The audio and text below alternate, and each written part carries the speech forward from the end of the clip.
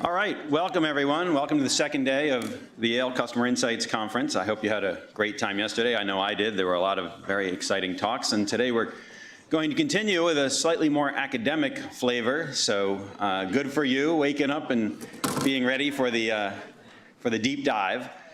We're excited to start today with Anastasiya Ghosh, who I'm very pleased to introduce. She was one of the first students out of our program here at Yale, graduated a number of years ago, and has since then had appointments at the University of Maryland, at the University of South Carolina, and currently at the University of Arizona as a professor of marketing. She has published in all the top marketing journals and is really an expert in self-control and more recently now in consumer financial decision-making, and you'll hear a bit about that today. So without further ado, Anastasiya, please.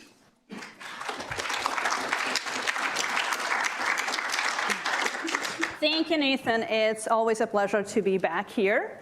This is my second, I believe, YCCI conference, and always a pleasure to come back to where I graduated from to see Nathan and Ravi.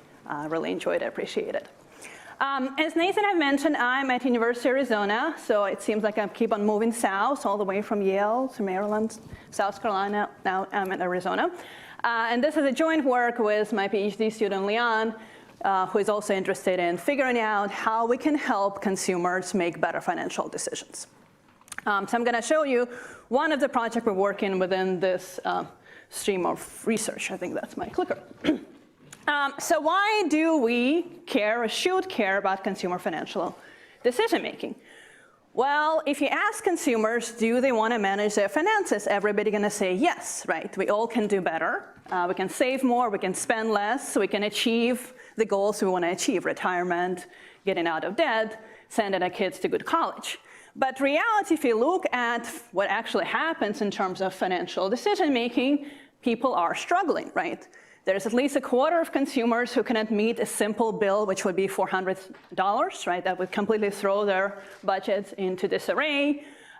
People don't have enough money saved for emergency, and the credit card debt and a student loan debt is really, really big, right? People want to save money to get out of those debts. The other new thing that's been emerging in recent years that comes from a survey done by different banks is that consumers are actively asking their banks not only to provide them with better interest rate, more convenient saving and checking, but also with some sort of applications, usually those comes in terms of little apps that goes on your mobile phone, to help them manage their existing finances, right, in order to achieve all of those goals that people have. And as a result, in the past literally decade, Mint was the first one who started 2007, there have been an explosion of software applications or little built-ins into your bank management devices or your website when you go to your bank, help people create budgets, divide them into appropriate category, and track their expenses, right? That's the big thing everybody's talking about. So again, Mint was an independent company, started early on, but if you look at any of the major banks, all of them now have some shape or form of budget management with the goal of curbing consumption and helping consumers save more, right? So there seemed to be a lot of consumer interest on that side. There seemed to be a big response from the industry, a lot of money being invested into designing those applications. What is the problem with that we're trying to figure out is there is actually no research that shows whether those fintech devices that allegedly or claim to help you manage your finances are effective, or if they're effective, in which way they are effective. We literally know absolutely nothing about it. So that was sort of the big question we started with, is figuring out whether indeed using those devices is helping consumers and how it's helping consumers in which way. So there is some evidence that they may be not so good. Very recently, literally this year, there's been a meta-analytical study done on those little wearable devices. And it's ironic I'm talking about because I'm wearing one. Saying that those actually absolutely do not increase your physical activity. How many of you has those? Yeah. Did it make you feel happier, say? There's also some research saying that in general, any form of self-quantification when you kind of tracking miles, tracking calories, or subtracting calories, hopefully, may change your behavior a little bit, but clearly not much from that literature, but it actually makes the experience less enjoyable, right? And if it makes the experience less enjoyable because you qualify yourself, overall, later on, you're going to disengage, right? We want to do things long-term that are pleasurable to us. And the one that's relevant to us, and that's a survey, so we're going to take it with a little bit of a grain of salt because we really cannot say causality here. And it was done on millennials. Basically demonstrate the millennials who use fintech devices are more likely to do a whole sort of negative financial behavior. Overdraw their checking accounts, borrow through financial services, and also withdraw early on from their financial retirement accounts than people who do not use those little tracking financial devices. Obviously, the problem was that finding it's a survey, right? It could be reverse causality. Maybe people who really struggle in managing their finances are more likely to sign up to financial management software. So what we're going to do in this research, we're going to actually look at causality. Does indeed checking your little fintech devices to track your spending going to make your financial management better or worse? All right? So our big question is, how does use of those fintech devices affect consumer behavior? And specifically, since most of them are designed around budgeting, setting a budget, adhering to budgets, tracking expenses, we're going to focus on that part of it. Does checking your finances through those apps improve your budgeting or make it worse? Sarah had a question? No? Is that right? All right. So everybody with me on a question? Where are we at? All right. So to do that, we want to look first at what we know about budgeting from kind of previous literature. The fun part about previous literature, it's all existed, if you look at citations, before those devices were mass introduced to consumers, right? So a lot of the issues that literature have dealt with are tracking of spending, and that's mostly where memory biases, right? You have to remember how much money I spent for restaurants in the past months. Of course, there are going to be errors, right, as a consumer. I might miscalculate. There's also be motivated errors, right? I might think, well, I kind of probably spend less than I really am, right? That issue is completely solved when you have this little app that tells you exactly how much you have spent on which particular day, or in summary, together for a particular account. The other sort of line of research was more related to mental accounting literature, but basically looked at how you interpret in sort of static one-time spending. So let's imagine you spend $200 in a restaurant. The question would be, what are you going to do next, right? That issue is also addressed in a different way by fintech devices because they allow you to look dynamically over the course of a budget, over the 30 days, how does your spending change, right? You're not looking and making decisions statically, you're looking at in the prospect of time. So fintech basically solves a lot of issues of misremembering, putting things into wrong mental accounting because it does it automatically for you. But in the process of doing that, because all the information is so easily accessible to you, it highlights something different, something that we're going to call a money slack. It's basically money left in your budget given the amount of time is left, right? So let's imagine, let's give you an example. You have allocated $300 to spend on restaurants this month, right? Unless you break your budget and start really aggressively spending in the beginning, which, by the way, in our data, nobody does, because right at the beginning, we really stick to our goals and kind of try to be conservative. As the time of budget progresses, obviously, your budget depletes, you spend some, but the money slack, how much money is left divided by time, increases over time, right? So when you get to the last 5 days of your budget, you log into your application, says, well, you have $100 left in your budget in only 5 days. What do? Spend, right? That's your first natural reaction. That's exactly what it highlights. What you should do, congratulate yourself on being, really good at managing your money and put it into a saving account. And that's essentially the issue we're going to be studying, right? That's exactly what people do. The whole goal of creating budgets is to curb your consumption, increase your spending, but inadvertently using those devices, what it does is highlights the fact that you have a little bit of time left, you have some money left, And it gives this feeling that if I don't use that money, it might as well expire, right? And that's what people do. They accelerate over time of budgeting period that leads altogether to overall higher spending and lower savings. All right. So I'm going to talk a little bit about our field data, and then I'm going to do sort of a broad overview of what we have in terms of experiments. And then we can have some discussion about what can we do better to help consumers save money. So we have data from an undisclosed at this point budgeting application. It kind of looks like every other budgeting applications. The good part about this budgeting application is actually it's not an independent company that people can sign up for. So we'll have some sort of self-selection issues. But it is a part of a package that comes from your HR. So everybody in the company gets it, and you have to opt out not to use it. So what is nice about the data set is that income is roughly the same for people, right? It comes at the same time of the month, not a lot of variation. Same goes for education, same, and roughly also for expenses because people live in the same geographic area. So all of those things are kind of controlled for. Let me walk you a little bit through what happens when you sign up for this application. You sign up, and then it asks you what categories you want to create a budget for.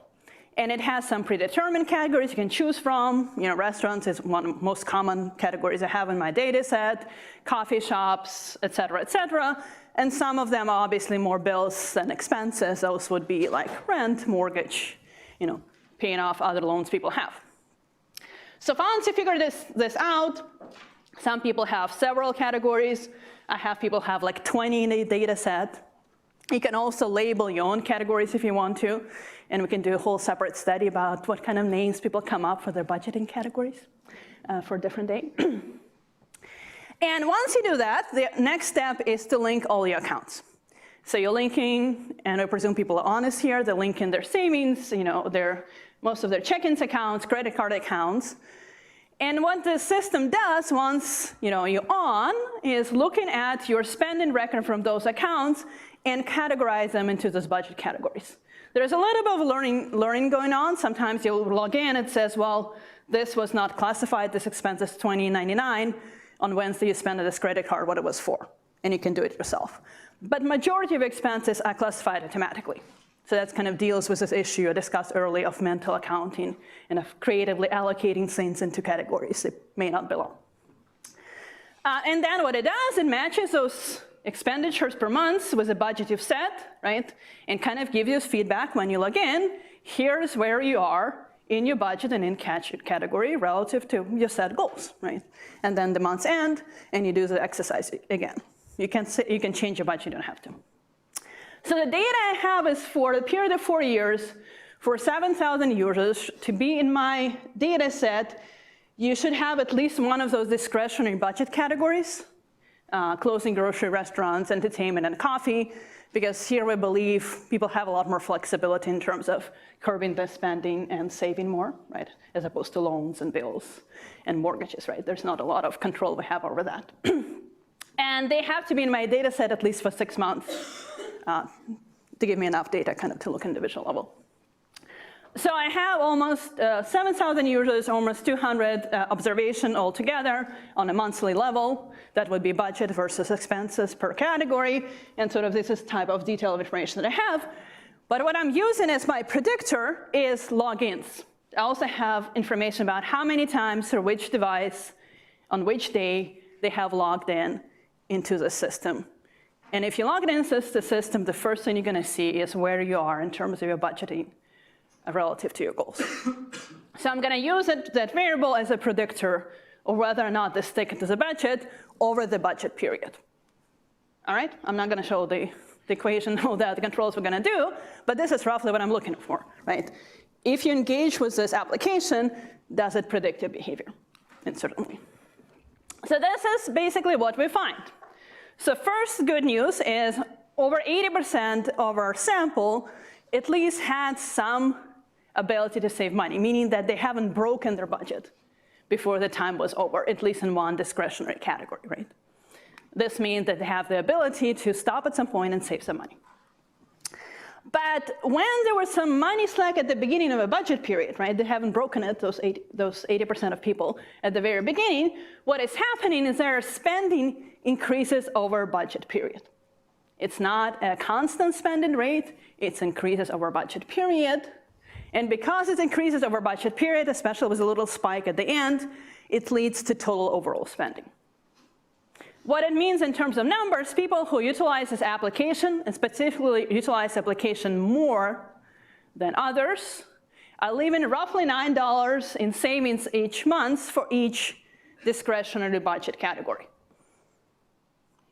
And you multiply it by 12 months, multiply by number of categories you have, that's actually a lot of money they could have been saving pretty easily if they were not checking their apps and sort of accelerating in their spending over time. So we took those results and took them to the lab and looked at a couple of other things we were interested in. So had 5 or 6 experiments. So the kind of summary of it, again, we replicate the fact that any kind of tracking, and we played around with how often, which part of a day you do this, increases the spending acceleration over the budget period, right? You start slow, you kind of keep on spending more and more and more. We also find that because of that, consumers forego opportunity to save money because they spend in every single cent up to the point of the budget, and they really don't have to, right? They should be saving more. We also played around with, can we present this information differently to them? We don't want a recommendation at the end of this project to be, well, let's everybody sign off of those devices, don't track our spending, don't set a budgeting goal. That is wrong, right? There's some benefit to knowing where your money is going to. So we played around with the idea, how can you present the same information to people in a different way? And what we find is removing this time element, simply not telling them, you have $100, but not telling them only 5 days left, sort of decreases that acceleration. So focusing on the amount of money left, decreasing the timing, not highlighting the fact it's going to expire in those 5 days, makes things better, at least in the lab. And we're looking forward to running something similar in the field as well. And finally, we try to control for a lot of things we thought might matter, right? Maybe people feel by using the app, I'm kind of giving the agency to the financial management software, and therefore I'm behaving this way. Maybe I'm more involved in budgeting, right? I spend more. Maybe I have positive feelings or negative feelings, or some of those things. We measure a lot of different things, and none of them actually made a difference. So it's really this focus on money left, relative time left. When we approach the end of a budgeting period, we accelerate and spend to the very last cent, even though we really shouldn't be doing that. All right. I think I have a couple of minutes left, so let me go to the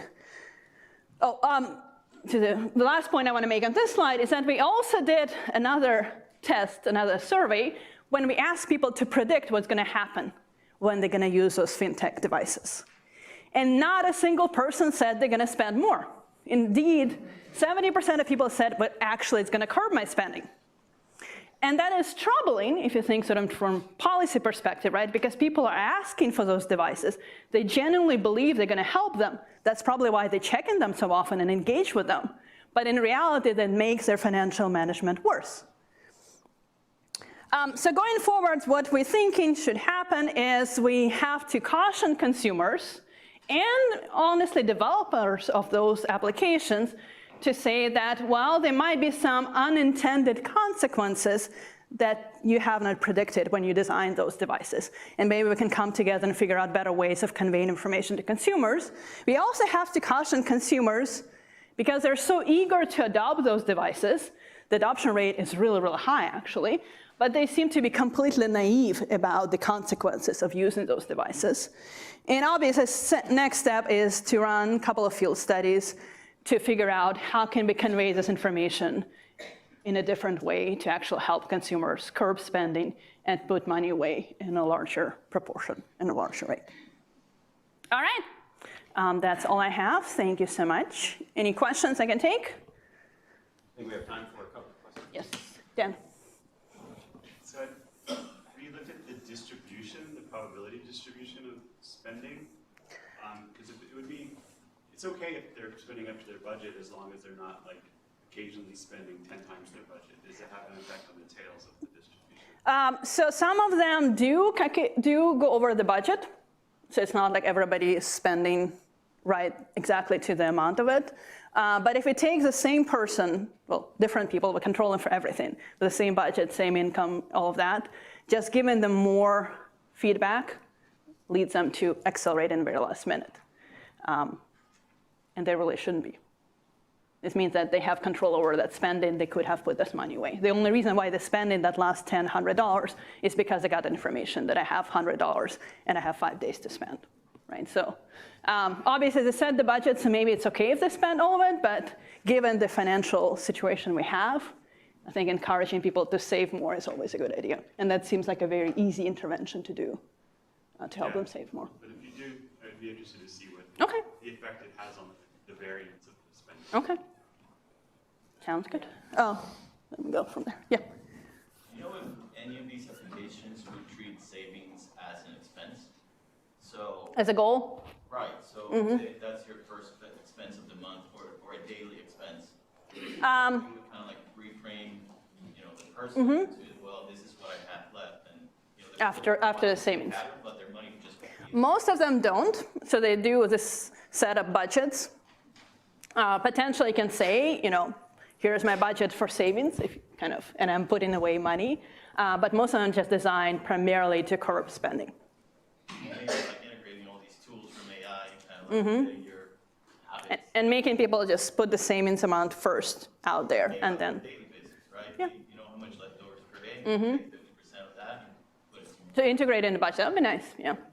So highlight, we actually, not in our field data, but in an experiment, we highlighted the fact that, you have 5 days left, $100, you could put them in the savings. No effect whatsoever. But that's a conscious decision. Yes, it is conscious decision, fair enough, it is conscious decision. But you hope about finances, there'll be some conscious decision making, but no. Yes. So how does the company, the fintech companies producing these products tracking if the product is actually improving the financial wellness of the consumer? Because if that is the objective and the ultimate goal for that product, then shouldn't the company be responsible for tracking that and be measured against that so they can innovate and improve features and products from that perspective? Ideally, what you would imagine those companies are doing. I don't know of a single one who actually at least shared that information with consumers saying, we've done some research, this is what will help you save more. I think it's part of a response for consumers asking for some sort of devices to help them manage their finances. I don't think that necessarily put that as a goal.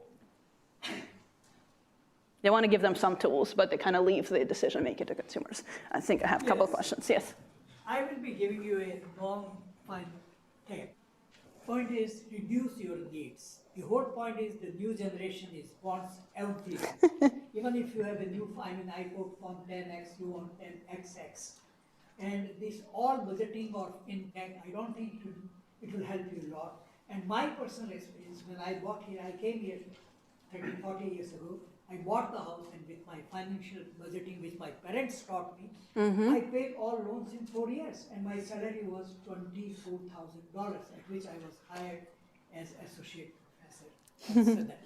So I think that, these are wonderful things, but I would say that basically, unless the human beings go to that concept, which I hope you will agree, less consume, reduce your needs. If all of us can think of it, and your budget will always be overflowing and overflowing.